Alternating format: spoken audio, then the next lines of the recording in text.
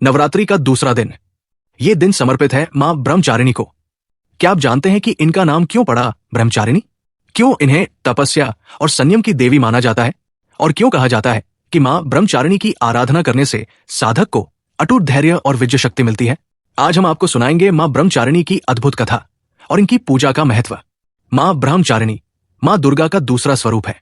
ब्रह्मा का अर्थ है तप, ज्ञान और सत्य, और चारिणी का अर्थ है पालन करने वाली। यानी मां ब्रह्मचारिणी वो स्वरूप है जो तपस्या और साधना का जीवन जीती है। इनके हाथों में एक हाथ में जपमाला और दूसरे हाथ में कमंडल शोभित होता है। सफेद वस्त्र, शांत मुखमंडल और तेजस्वी आभा से सुसज्जित ये मां त्याग और तपस्या की प्रतिमूर्ति कही जाती है। पौराणिक कथा के अनुसार मां पार्वती ने भगवान शिव को पति रूप में पाने के लिए कठोर तपस्या की थी। हजारों वर्षों तक उन्होंने जंगल में रहकर केवल फल फूल खाए, फिर कई वर्षों तक केवल पत्तों पर जीवन व्यतीत किया, और अंत में उन्होंने अन्न और पत्तों का त्याग कर केवल जल और वायु पर ही तपस्या की। उनकी ये कठिन साधना देखकर देवताओं ने उन्हें ब्रह्मचारिणी नाम दिया।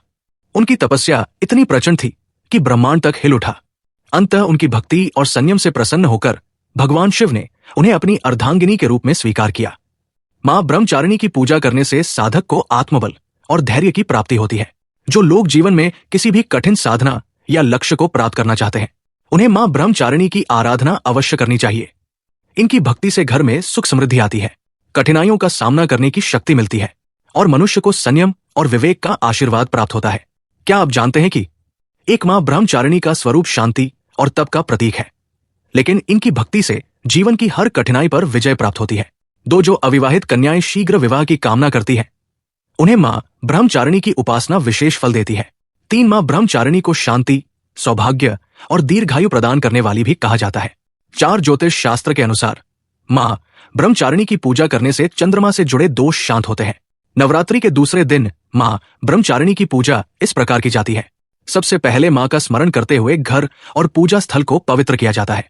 फिर सफेद फूल, रोली, चावल और पुष्प से उनका पूजन किया जाता है। मां को विशेष रूप से कमलगट्टे और मिश्री का भोग चढ़ाया जाता है। अंत में मां ब्रह्मचारिणी की आरती गाकर साधक उनके आशीर्वाद की कामना करता है। मां ब्रह्मचारिणी तप और संयम की देवी है। इनकी आराधना से मनुष्य को आत्मबल, साहस और हर संकट का सामना करने की शक्ति मिलती है।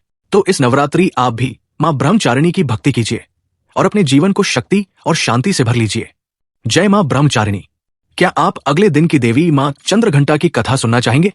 तो हमें कमेंट में लिखकर बताइए।